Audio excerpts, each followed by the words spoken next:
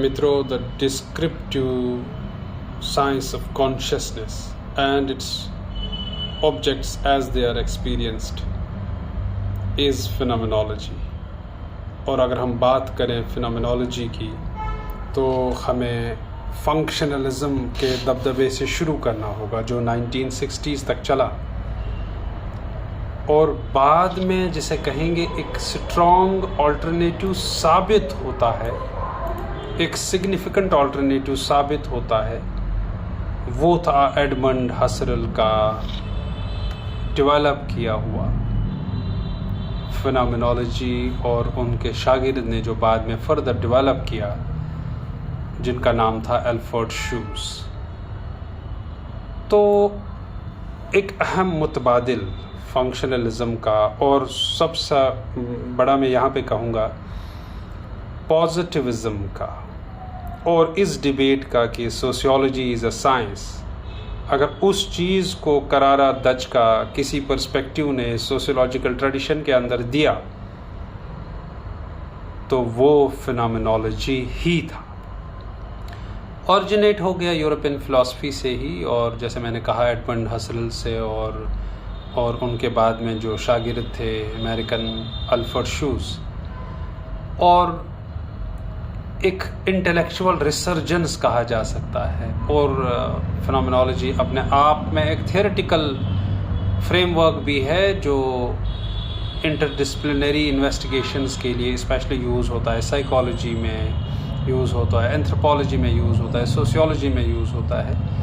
और एक जिसे कहेंगे एक लीडिंग स्कूल है इंटरप्रेटिव सोशियोलॉजी का जो डेवलप हुआ लेट 1960s और 70s में। जैसे मैंने कहा मेजर चैलेंज फिनोमेनोलॉजी ने ही दिया पॉजिटिविस्ट पर्सपेक्टिव को। और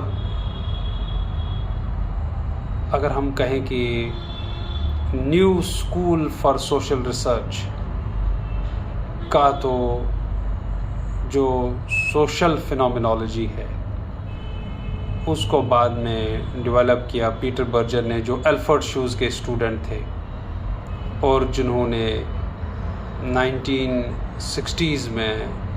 1966 में रादर उनकी मैग्नम ओपस किताब the social construction of reality लिखी और उनके को ऑथर थे थॉमस लकमैन। बाद में वो सोशियोलॉजी ऑफ रिलीजन की तरफ चले गए और अगर हम कहें कि उन्होंने इन्फ्लुएंस किया शूज़ ने हराल्ड गारफिंकल को, जिन्होंने बाद में contributions to social phenomenology designated as जिसे हम इथनोमेथोडोलॉजी कहते हैं, गारफिंकल ने बाद में डेवलप की 1967 में। उस पर हम काफ़ी वीडियोस कर चुके हैं। और 1960 के आखिर तक जो एक मेजर ट्रांसफॉर्मेशन आया था सोशियोलॉजिकल थियोरी में, थियोरेटिकल डायमेंशंस में, जो 1940 और 50 की दहाइयों में फंक्शनलिज्म की डोमिनेंस थी, वहाँ 1960 में सब कुछ बदल गया था। बहुत सारे ऑल्टरनेटिव्स हमारे पास आ गए थे, बहुत सारे स्कूल्स ऑफ थॉट आ गए थे हमारे पास। और उस तरीके से अगर हम कहेंगे कि एक थियोरेटिकल यूनिटी आ गई थी, इफ़ नॉट साइंटिफिक मैच्योरिटी, क्योंकि तब तक एक थियोरेटिकल डाइवर्सिटी एब्सेंट थी और थियोरेटिकल ओरिएंटेशंस एब्सेंट थी।